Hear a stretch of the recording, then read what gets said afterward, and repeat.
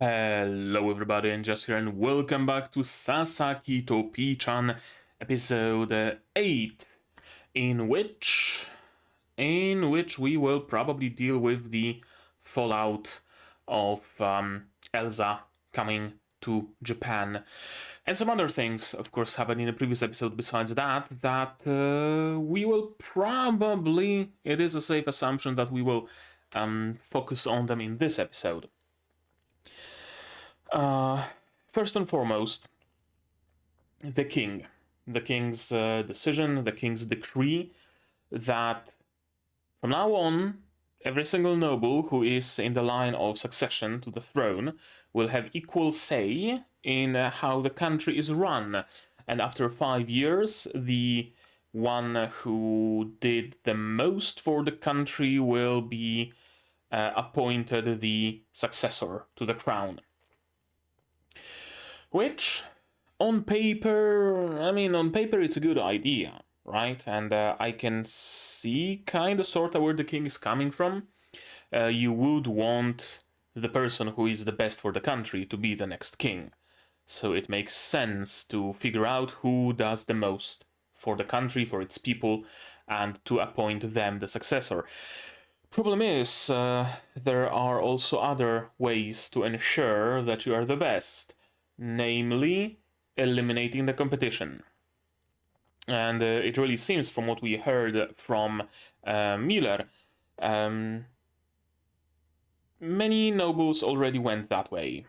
And so many nobles have already perished, and in general, the king caused not just a civil war, he caused a massive amount of civil wars all across the country, and it's not gonna be to anyone's benefit.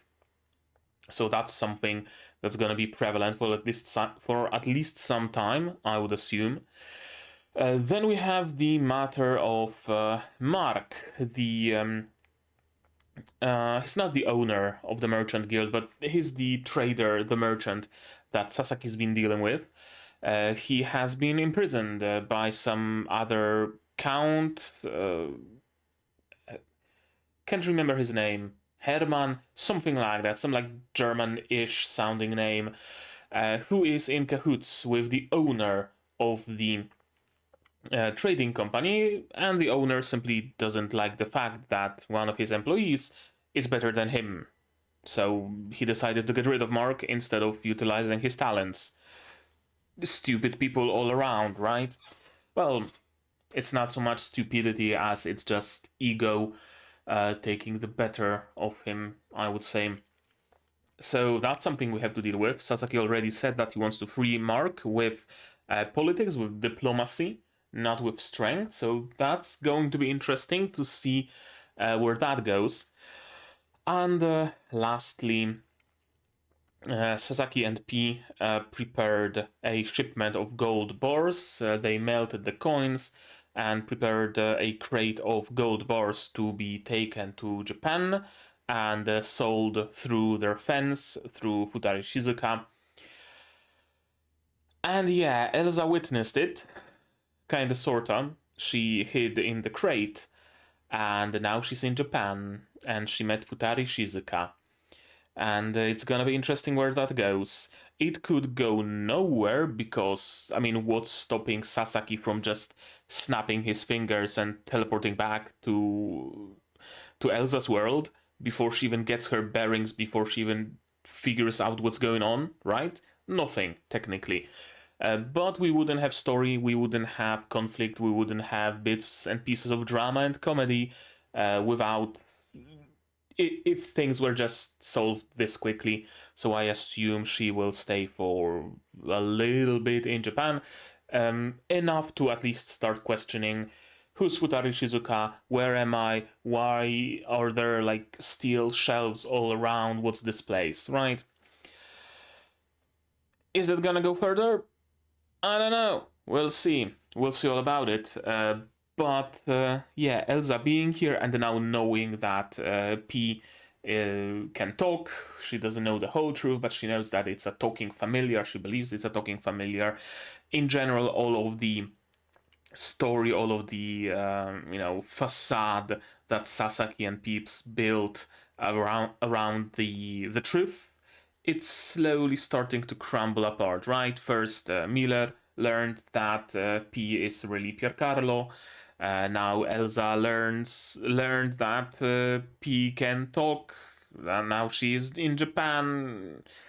It's also gonna cause issues with Futari Shizuka, probably because Futari Shizuka believes that Sasaki is just a magical man and P is just his. Peeps is his. Whatchamacallit?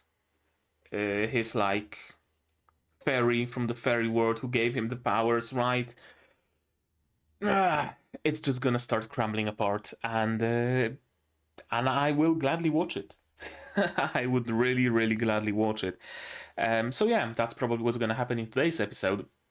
Let's just watch it, shall we? To do it, you will need your subs to follow along with me. I'm gonna need my sound to hear what's going on in the show.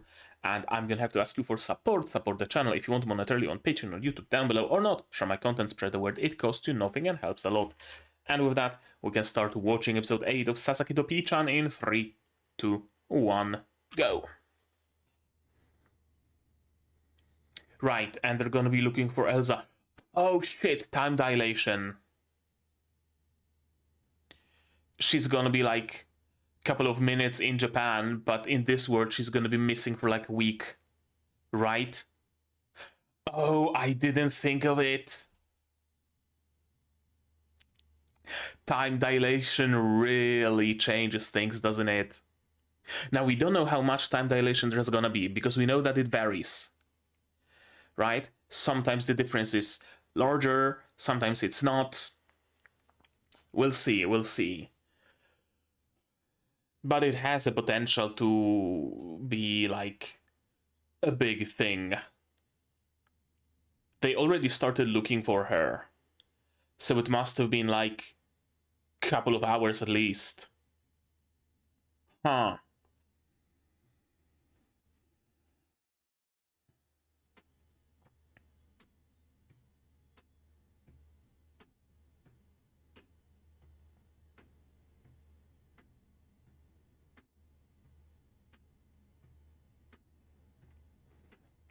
Sorry if I'm gonna be yawning a little bit. It's kind of late. I'm recording it, but yeah.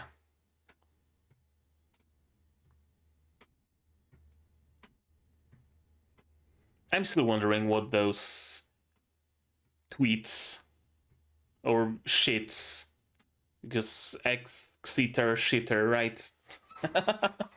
I still wonder what they say, is my point. I'm gonna have to translate them one of those days, if I remember to do so. Suspicions and sightseeing.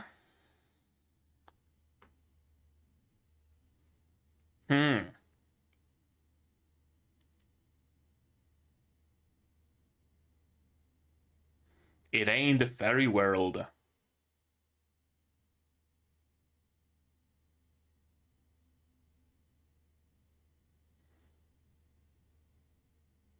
Magical? Maybe. Wouldn't surprise me if the princess... Well, she's not the princess, she's like the daughter of a count. But wouldn't surprise me if she had some enchanted jewelry.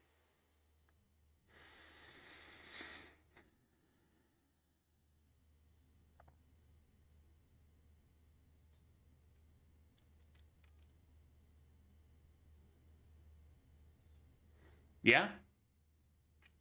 Very good question. I mean, right now the best option would probably be just to come clean. Like, honestly.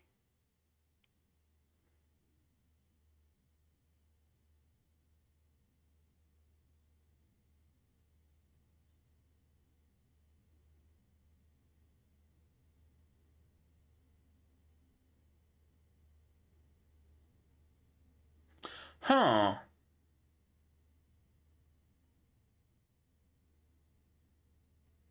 Okay. That makes things easier, I guess.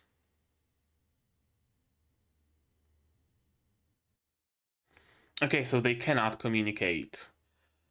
Okay.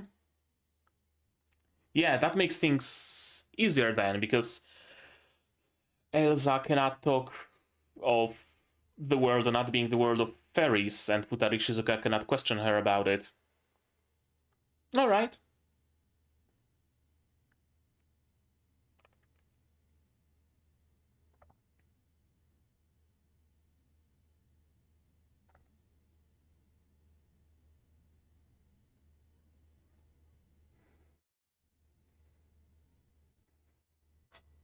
That's a... Okay, actually, that's a fair assumption. That is actually a fair suspicion.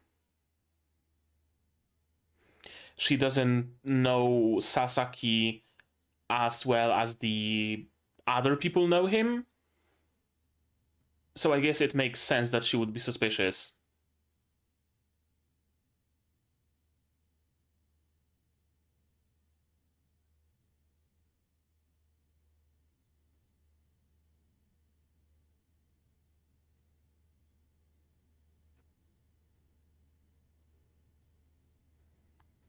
No, I don't think that's her plan, actually. But sure, let Elsa think it is.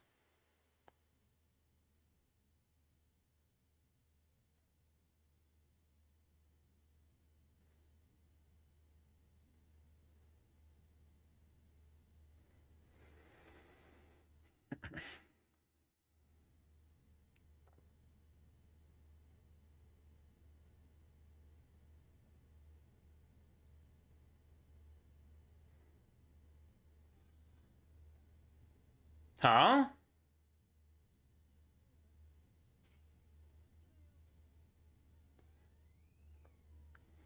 Oh, did Futari Shizuka try to, like, steal her magic or something?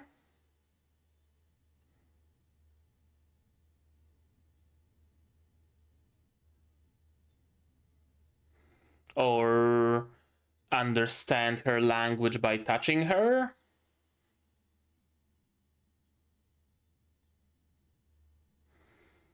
Nice music. Sure.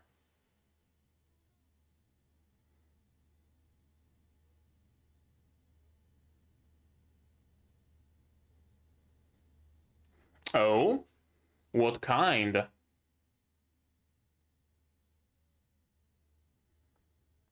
A slave collar, basically. Well, alright. Sure. Absolutely. We're doing slavery now.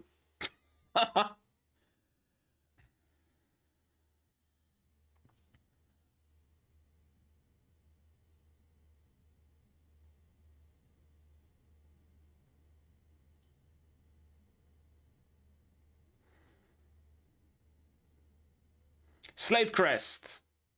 A classic. Yep.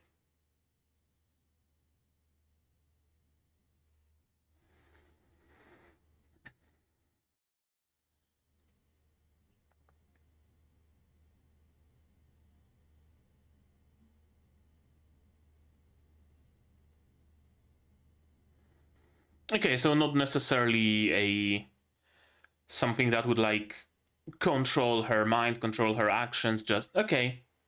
That's better than a slave crest.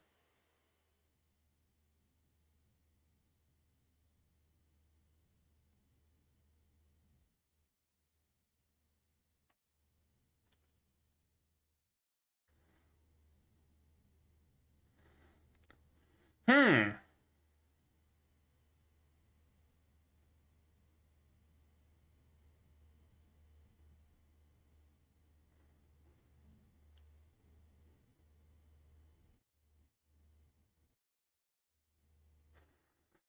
How would you be able to get him in your thrall?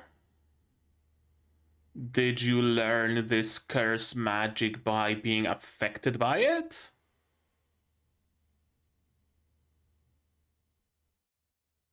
Hmm.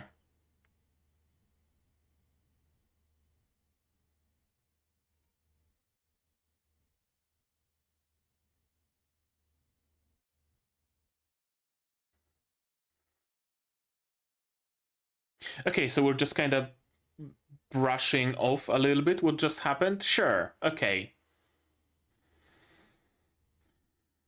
And also think of the time dilation.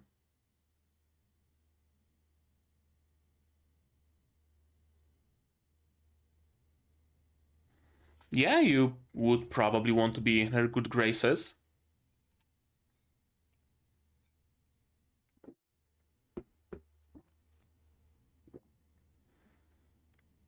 You're just gonna show her modern day Japan. Just like that. Apparently, yeah, just like that. Sure.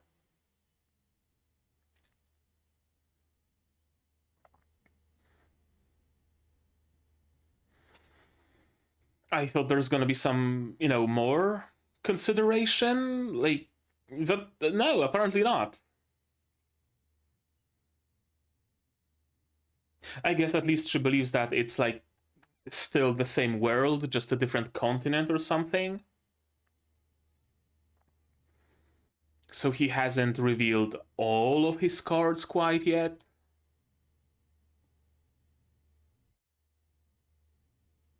Oh, no. Okay, she knows it's a different world. Money. I mean, basically. And curiosity. Eh, that's bullshit and you know it.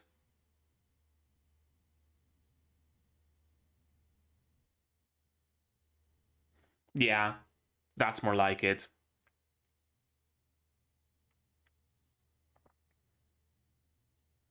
Why are you here? Okay. You're being our fence.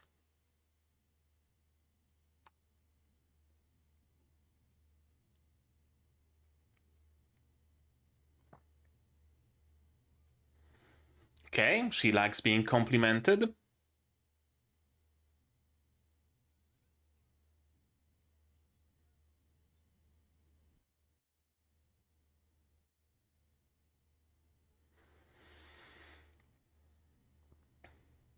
Would also be perfect if it just happens to be like a summer festival or something. Perfect for kimonos, right? And probably the like only occasion when anime characters wear them. Unless a character just wears a kimono 24/7. Those are like the only two situations, cases. Why is she on her phone all this time? I'm kind of suspicious of that.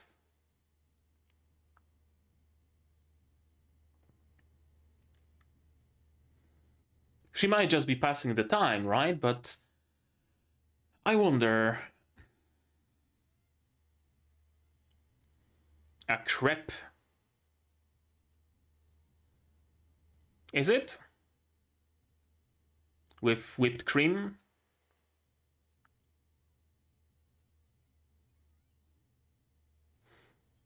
Oh my! An indirect kiss. Whomst? Oh, just a random film crew. Yeah, you probably should bail.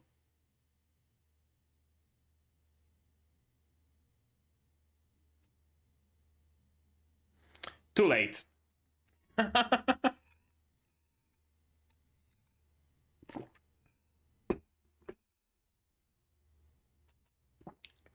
Well, shit. Your police thingamajig. Oh, he didn't need to use it, I guess.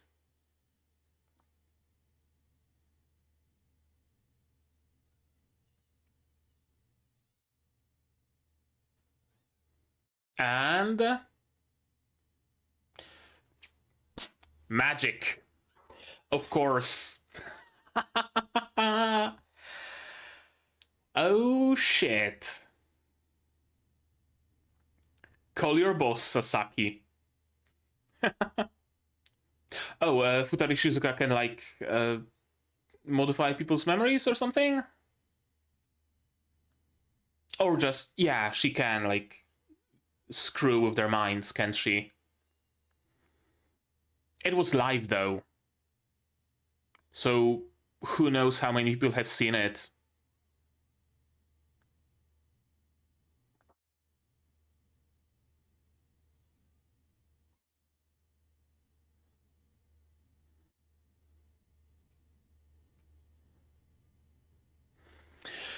Yeah, Elsa's gonna be treated as a rogue psychic now, wouldn't she?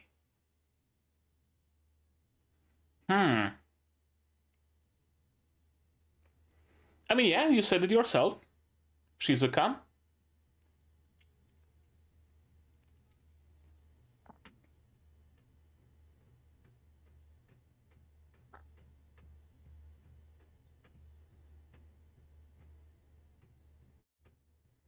Yep, of course.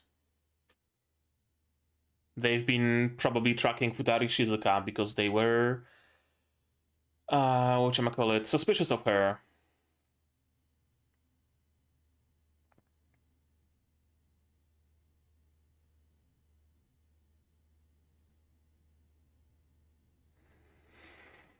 What's the story?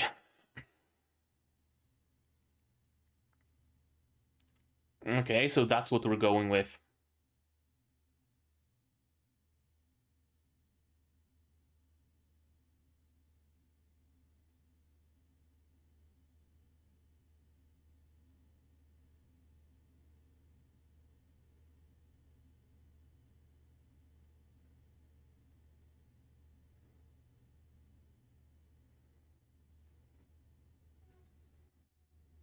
Kinda late, though.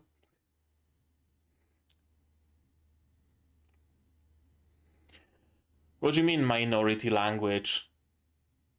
Like, Ainu?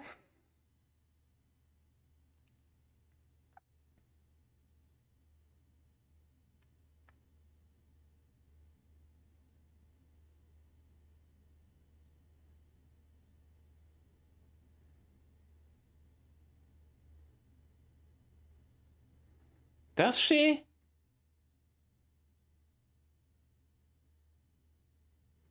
Oh, right.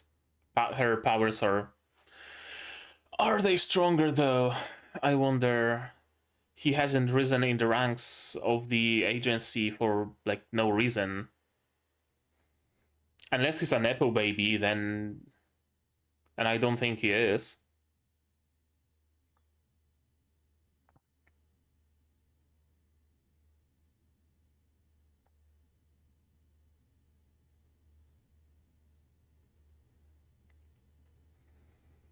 Okay, we're just gonna gloss over Elsa. Alright, that's fine.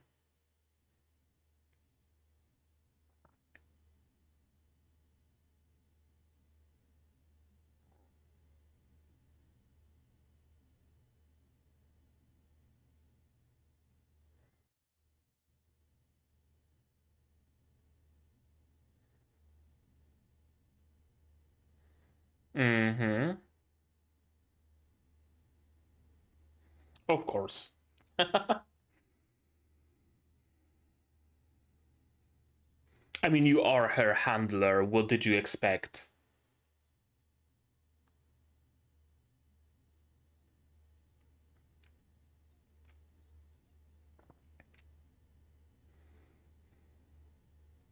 Please don't do something like, oh, we don't have the time to send Elsa back.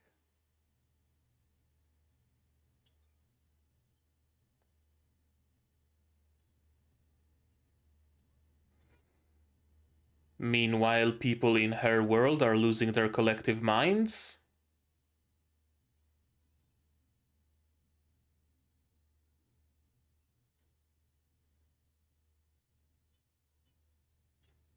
Fair, yeah. And also fair. You can't really, like. Hmm.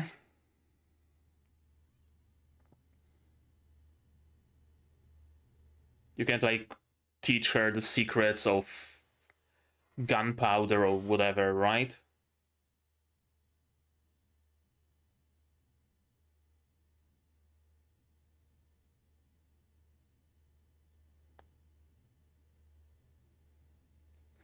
Right, she has absolutely no papers whatsoever.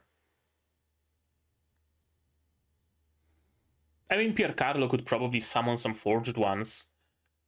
Probably wouldn't be that big of a deal. Unlikely. So far, Piercarlo and Sasaki are the only ones who can jump between them.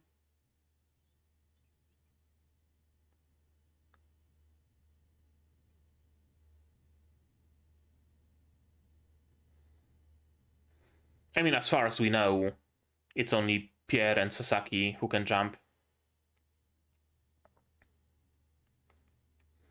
And yeah, magic is kinda stronger than tanks and planes, isn't it? Yeah.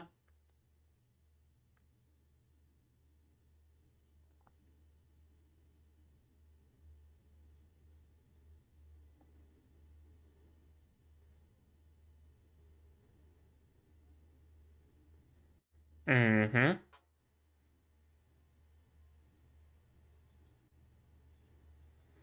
I mean, yeah. If, like, people can jump between those worlds.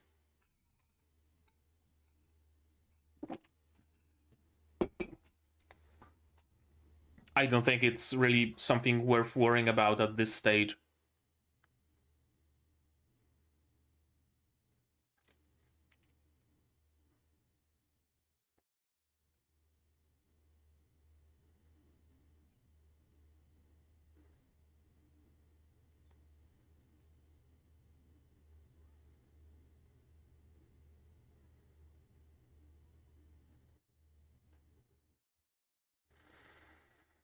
Mm, the other way, I would say.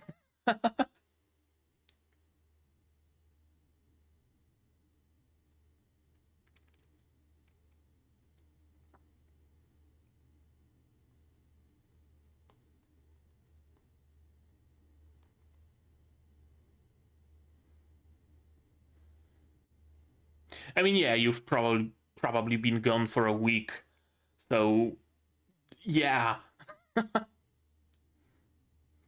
I mean, first of all, he's gonna be relieved for sure, but he's also probably gonna scold you as well.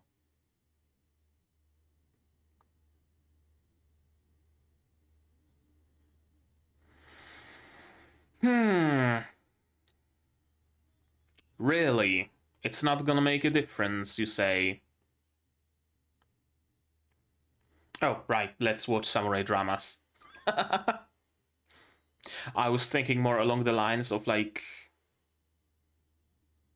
give Elsa some, I know, books of this world. She doesn't know the language, so she probably wouldn't make much use of, like, a chemistry textbook or whatever, would she?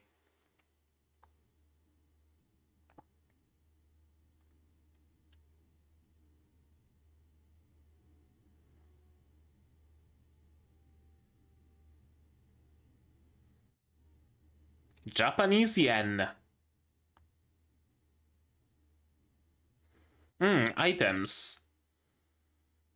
What kind of items do you require that would require the help of a fence, though? Things that you can't buy in a regular store?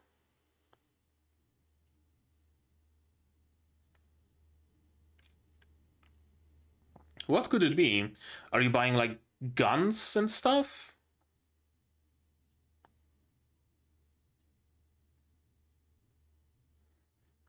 Okay, we're bringing her back. How much time has passed, I wonder?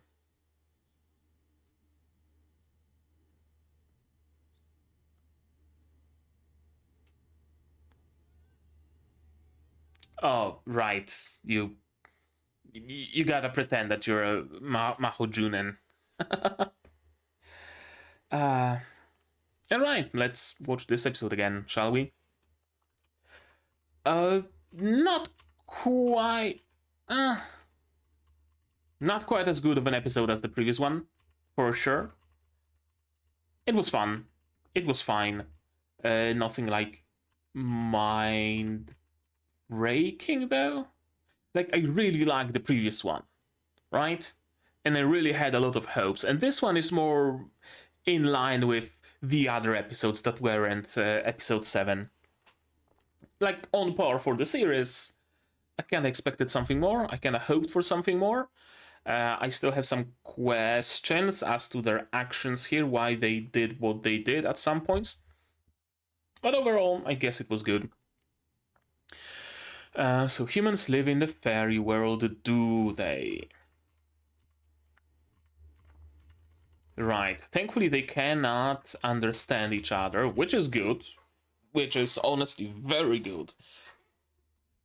I mean, it's very good for Sasaki because he doesn't risk Elsa and Futari Shizuka talking and, saying things that would lead the other to believe that, that would make the lie crumble even further. On the other, I think I, as a viewer, would prefer if Sasaki just had to come clean to at least those two people, right? I think I really would have preferred it because at this point we have like 5, 6, or however many different people, and every single person gets a different story from Sasaki. And it's kind of getting confusing. Like, on one hand, mad props to the author for being able to keep track of it. I wouldn't be able to, probably. On the other, it kind of gives me that, like, mental overhead, trying to figure out what exactly Sasaki told whom and who knows what, right? It's not like one singular story that Sasaki uses everywhere. He has a different story for everybody. So that is kind of sort of tiring a little bit, I guess you could say. And yeah, they cannot understand each other. And yeah, I can see Elsa's suspicions. Initially, I thought that, oh, why is she suspicious of Sasaki? Everybody knows Sasaki, everybody likes Sasaki, everybody knows that he's an honest merchant, honest man. Not so much Elsa, though, right? She met Sasaki like once when she was in his care, and besides that, she knows basically nothing about him. Not as much as Miller, not as much as Mark. So she would have an easier time being suspicious. And yeah, Mark disappears, and oh, Sasaki's here. What a coincidence. And Sasaki has a whole ass shipment of gold. Where did he get that from? A payment for doing something to Mark, right? Fair assumption, I can actually see that. Dietrich, yeah, that was the name. Not Hermann, it was Dietrich. I really was suspicious of Futari Shizuka here. I was kind of wondering... how do I say it? I was kind of wondering about the technological level of this world.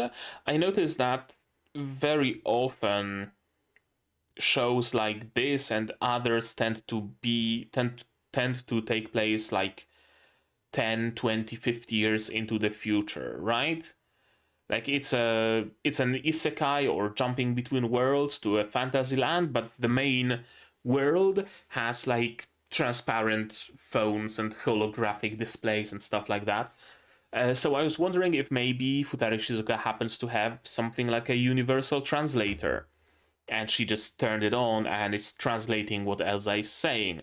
Or maybe it happens that Elsa and that other world doesn't actually speak that much different of a language. She's just speaking French or Hungarian or whatever other language that exists in this world, and Futari Shizuka can translate it. I fully expected her to use this phone to either translate it or record the audio and try to decipher what she's saying later, or something like that. I wonder if it's actually going to become relevant, and if Futari Shizuka is going to figure out what she isn't supposed to figure out. But I think she's contacting her like contacts when it comes to the sale of gold, so I think that's probably it. Yeah, I intend to make a profit and buy out Mark. I really don't think he wants to buy out Mark. What I don't get is what Futari Shizuka is doing here. Yeah, I really don't get it.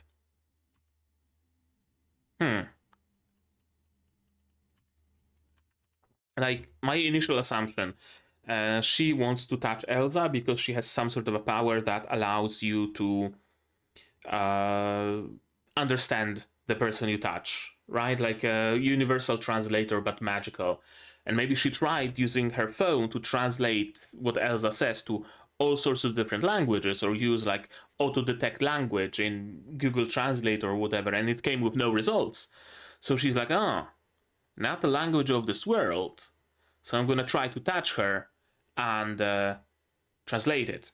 But if that was the case, then she could have gone about it differently, right? Like, hand Elsa the clothes and brush your fingers on her hand as you're handing them over, or grab her hand, or right, stuff like that. You don't need to throw yourself at her. I wonder why she did it.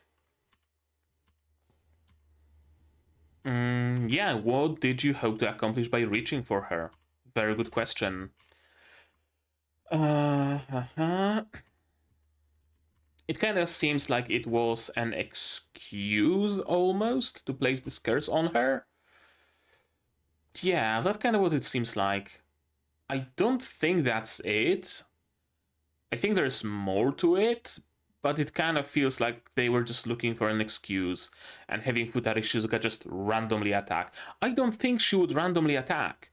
She's not the kind of person. She's patient, right? Like, she went through the lengths of being hired by the organization, by the agency, to get closer to Sasaki to figure him out.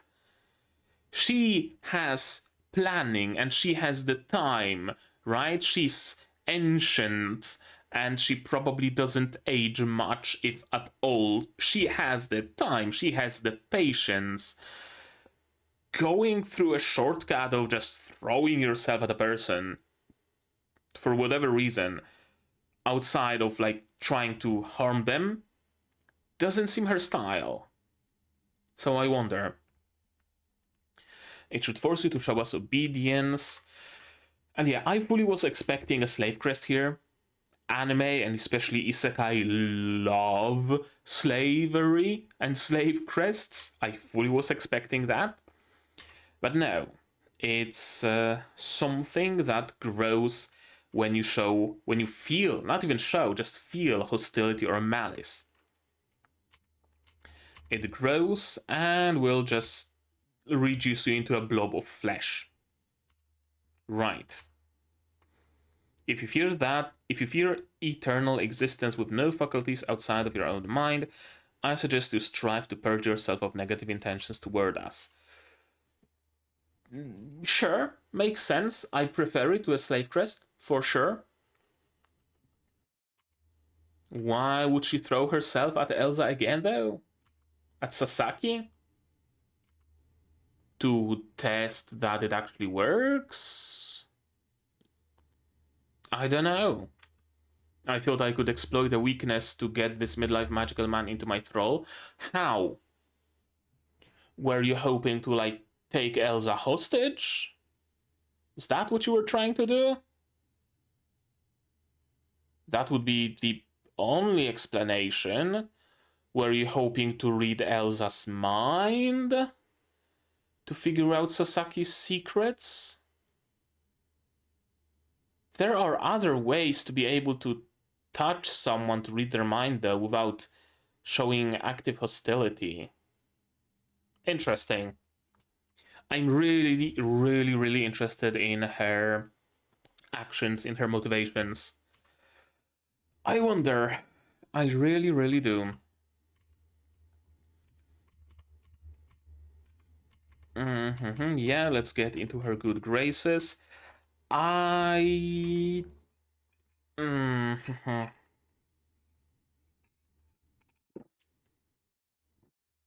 I don't know what to think of introducing Elsa to Japan this early and this easily.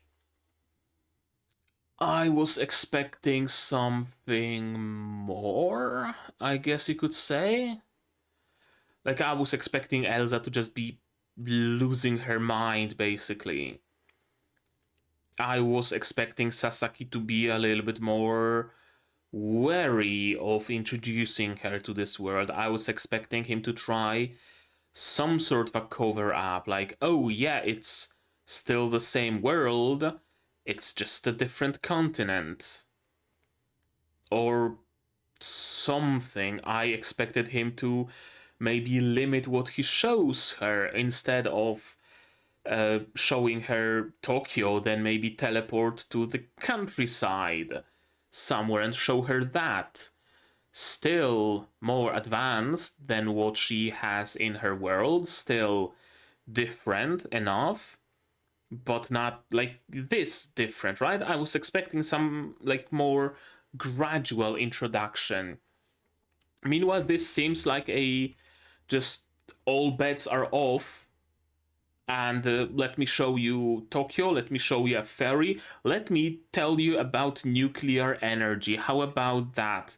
You know, there is that thing that's called chemical warfare, and we can also utilize the thing called microwaves to heat up food.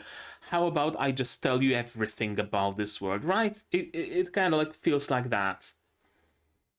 He was constantly using the lies and half truths and facades, and now it's just all off.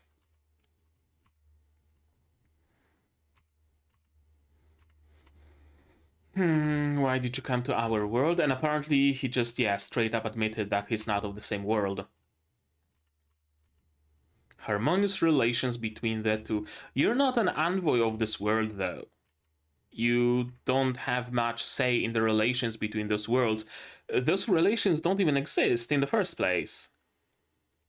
Right? It's not like, I don't know, Gate, where a gate to another world opened in the middle of Tokyo and people can go through it more or less freely. It's not like that one manga where a dude has a passage to another world in his basement.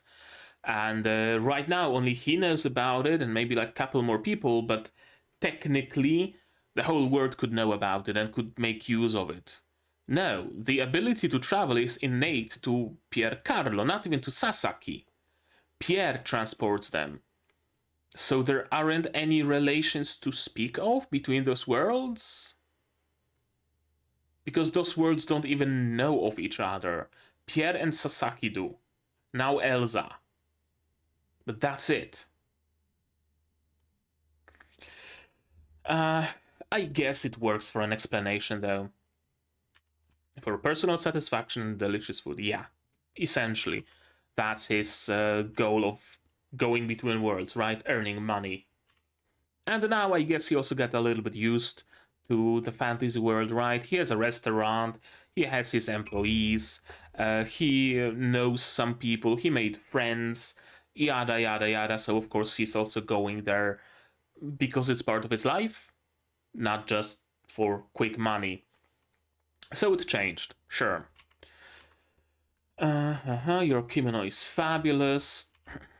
Very big tonal shift. We went from Futari Shizuka acting in malice towards Sasaki and Elsa, trying to hurt her, trying to do something. And then she's like, oh, she says my kimono is cute. Well, I like her very much. I also think my kimono is cute. Right? Like, huge flip flop here. What I did observe, though, is that her curse is not spreading, so it's not like she's feeling malice towards them on the daily, so it's not like she's hiding that fact and being like a double agent kind of thing. No. It seems like she genuinely doesn't feel malicious or aggressive towards them. It was just that one moment. And I wonder why. I really wonder why.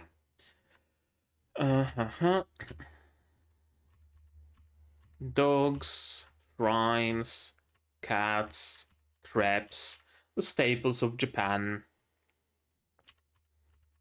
Random TV station. And the random use of magic by Elsa. That's on Sasaki. He really should have told her, yeah, people here don't have magic, don't use it. It's a huge oversight on his part. It really is. Now, thankfully, we have ways of dealing with that, right? Futari Shizuka can manipulate memories and put people to sleep. So that's helpful, but it was live. It was a live transmission. How much can the agency do in that case? If it was a material they prepared, sure, destroy the camera, destroy the evidence, but it was live.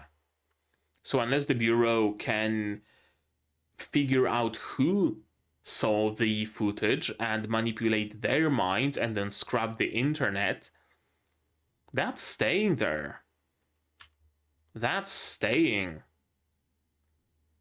And you're not gonna explain it by electromagnetic anomaly or whatever. The Bureau will surely have their eye on this girl. Yeah, absolutely.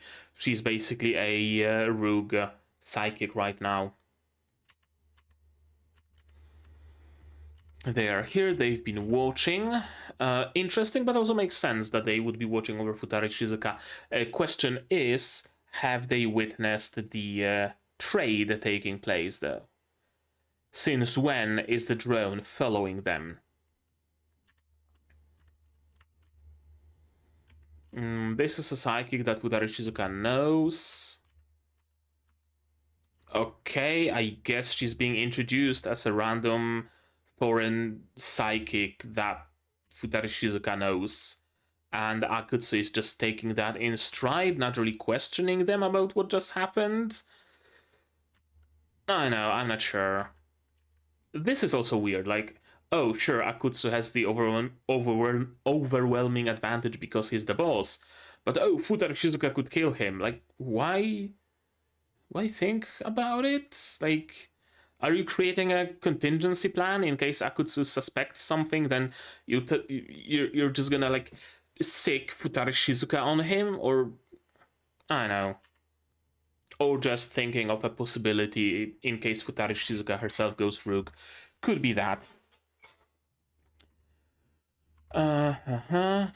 And yeah, assassinate your B-rank friend with white telekinesis. And Sasaki's going with you. I want to learn more and take that knowledge back to my world. Yeah, makes sense. Absolutely makes sense for her to want to do that. And I probably would oblige her. Not in like a big way, right? Like, I wouldn't take her to a shooting range and buy her a Glock. Absolutely not. But it wouldn't hurt to teach her, I don't know, this world's advanced mathematics, or physics, or basic chemistry, or biology, or agriculture, or, right? Stuff like that. That isn't that far away from the development stage of her world, but it's still useful knowledge to have, right? Like, teach her about crop rotation, for example, assuming they don't use it. Teach her about, I don't know, irrigation, whatever, right? Stuff like that. That would still be useful. I would do it. Now, sure, of course, taking her around when she doesn't have any sort of papers, And she looks like a foreigner, right? That might be bad if the police were to approach her, but you would be with her, and you have a police badge. So a couple of random bulbies just, hail you, and you say, yeah, no. She's a VIP, and I'm with her, and you go your way. Seems like something fairly easy to solve. He's probably just spinning a story for Elsa, though. Like, he can take her around and show her the world, yes, but he doesn't want to. That's probably what's going on. Because he absolutely has the ability to show her the world. He absolutely has the ability to go with her to a museum, to a art gallery, or wherever else. He can do that. But he doesn't want to. If your world were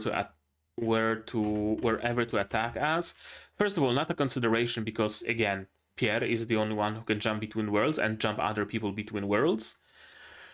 And modern warfare would probably be for naught in the face of fire magic and water magic and ice magic and whatever other kinds of magic. Let's be honest here. Would our world be in danger? Again, not a consideration, because the amount of people who can jump is limited. Limited by Piercarlo right now, and I don't think Piercarlo would wish ill on either of the worlds. Although the fact that Pierre knows this magic implies that it's a magic that can be known, so technically other people could also learn it. That could be a consideration, right? Not right now, though. You must be the only person besides me who scolds me. Yeah. My father's gonna be cross with me. Yeah, probably. Again, it depends how long you were gone. Because time dilation. And it really seems like everybody just forgot about it. I know. Maybe, like, we know that the time dilation changes over time. I wondered whether it might be that the time dilation is like syncing up between those worlds, because every so often there are holes punched between them, and through essentially just time osmosis, for the lack of a better term, the time scale gets evened out between those worlds. So maybe right now 1 hour in this world is 1 hour in Elsa's world. So it's not a consideration. It's not a big deal that she stayed here for a day, because she would also stay, because it will also be a day there. But I'm not sure. It wasn't said explicitly that time dilation is not an issue. So I would assume that maybe a week has passed in her world, or a month, or however long, and she's been gone all this time. Right? That's going to be much harder to explain. Unless, again, Sasaki comes clean to Miller, for example. Oh yeah, I had to take her to my world. I'm not actually from a different continent, I'm from a different world. And the lie crumbles. And again, every person knows a different story. We'll see how he deals with it. Yeah, high quality. Could part of the payment go towards acquiring items I asked for? Why would you need a fence to acquire your items? And what are they? That will make it less likely to get back to the chief. Going through the back channels makes it less likely that the chief tracks your purchases. I guess it makes sense. He might start questioning you if you keep buying 50 walkie-talkies a month. Sure, it might raise some suspicions, and because you're doing through the back channels, I guess, yeah, kind of like, how would I say it? Like, product laundering, not money laundering, product laundering, something like that. I should be able to ensure Mark Sand's freedom very soon. So you do intend to buy him out? Do you? I guess we'll see.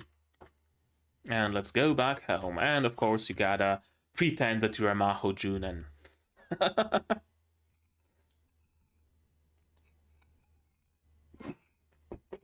Sure, that works. All right. That was episode 8.